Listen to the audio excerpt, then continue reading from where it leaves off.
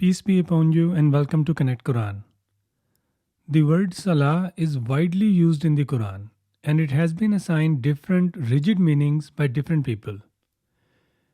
Most people who consider the Hadith as an authoritative text in addition to the Quran translate it as ritual prayer, referring to the daily prayers that are offered by Muslims.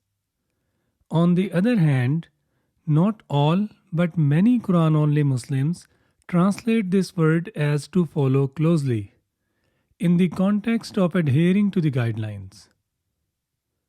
Generally speaking, we see the problem of linguistic inflexibility with both of these groups when it comes to the meaning of Salah. And I have highlighted this concern in a much broader context in one of my earlier videos. These two meanings of this word emphasize different things. And the issue is that the word Salah is widely used in the Quran. So it is very important to get its meaning right. If we get it wrong, we could misinterpret the Quran and end up with a wrong understanding of its message. A fellow brother named Hanifan on YouTube has produced an insightful video on this topic. The video highlights that both of these meanings align with certain verses, but they appear incompatible with others. The link to the video is provided in the description for those who would like to explore it further. Therefore, no matter what our standpoint is between these two options, trying to fit these specific meanings into every single verse could lead us to varied and possibly incorrect understanding of the Quran. Let's take a closer look at the meaning of the word Salah. It should be noted that diverse opinions exist regarding its roots. The majority opinion is that it is derived from the Arabic letters Sad, Lam, Waw. However, there is no consensus on its exact meaning. A comprehensive search of Arabic lexicons reveals that its meaning can be divided into three main categories. Physical action, for example, to beat, to strike, or to hit. Spiritual activity, such as ritual prayer, supplication, and blessing. And commitment, for example, to follow closely, or to walk behind, or to remain attached. Although the last two categories can be collapsed into one, but they do not overlap with the first one. Most people in this group agree with the meanings that align with spiritual activity, while others agree with these set of meanings, and these meanings are typically ignored. On the other hand, the minority group argues that the roots of Salah are Waw, Sad, Lam, or Sila, which is a verbal noun of wasal. There is no disagreement on the foundational meanings of this word, which are to connect, link, to bond, join, unite, or to combine. Here is an interesting point. The most common meaning of Salah among the majority group are ritual prayer and to follow closely. Both of these meanings essentially match the meaning of the roots wasal or sila.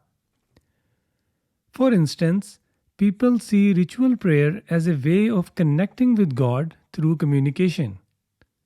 Similarly, people view following closely as a way of connecting with God by adhering to His guidance.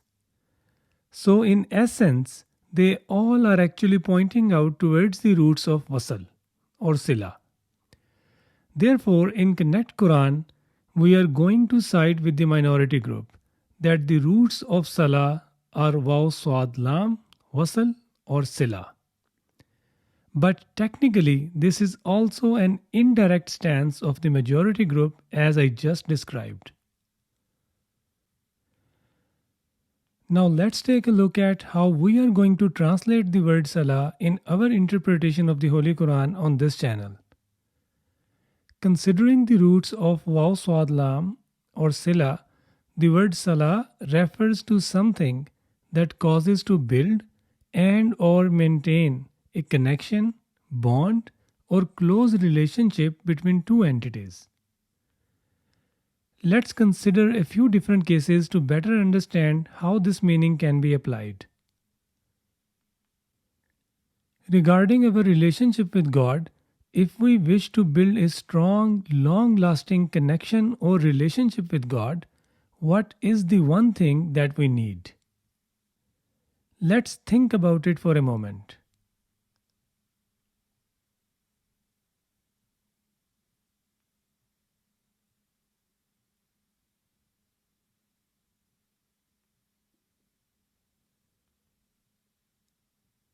It's got to be devotion, isn't it? Being genuinely devoted is incredibly essential for establishing and maintaining a strong connection with God because it shows our sincere and heartfelt commitment. Now, devotion has two aspects: an emotional aspect, which are our internal feelings of love, respect, and admiration for God. And these feelings are accompanied by a sense of humility, gratitude, and hope. And a practical aspect, which is our inner feeling of dedication to consistently perform God's commanded actions. These two aspects of devotion are interconnected.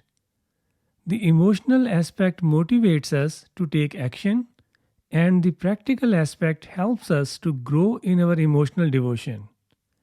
So they complement each other very well. The external expression or practical manifestation of devotion is called worship. So, worshipping is about performing our moral and legal obligations, considering both the aspects of devotion. Therefore, its examples may include offering ritual prayer, being kind to others, judging with justice, complying with the laws of inheritance, fasting, and following the marriage or divorce protocols, etc. These are just few random examples, but you get the point. Also, how to perform ritual prayer is another subject, which I have discussed in a separate video. You may find its link in the upper right corner of this video or in the description below. So in this scenario, the word Salah in its definite form of as-Salah could either refer to the overarching goal or state of being devoted to God, or to the underlying duties we perform in order to achieve and show our devotion to God. So yes, it could mean adherence to the guidelines, but it could also mean offering ritual prayer, and so as many other things that are on the list of duties. To summarize, in this scenario, the word as-Salah may refer to either devotion to God or to a specific duty depending upon the context of the conversation.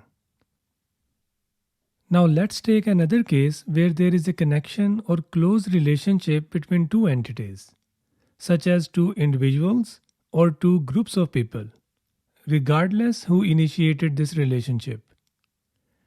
The connection or bond between them is based on some sort of commitment.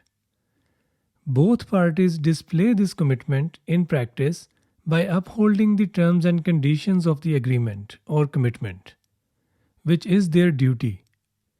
In this case, the word as-Salah can refer to either the agreed upon commitment between these two parties or their duty of upholding their moral or legal obligations. To reiterate, in this scenario, the word as-Salah may refer to either the agreement or commitment between the parties or their duty to uphold this agreement, depending upon the context. So it's important to realize that Salah can refer to many different things, and its actual meaning really depends upon the context in which the word is used. In this video, we only discussed two scenarios, but the same concept can be applied to derive the meaning of Salah for other scenarios, with the consideration of the basic root meaning of the word, along with the nature of the relationship between the entities and the context of the conversation. And I cannot stress this point enough that Quran does provide context of its all verses as long as we do justice with the book by reading it thoroughly and by following its structure. Actually, in the next video, which is about the Quran versus three types of people, we will go through an example involving the word Salah. Inshallah, you will see how the context helps us determine the appropriate meaning of the word. I hope this video has clarified the meaning of Salah for you. Feel free to share your thoughts in the comments below. And remember to like and subscribe to support the content. Thanks a lot for listening, and may peace and blessings be with you.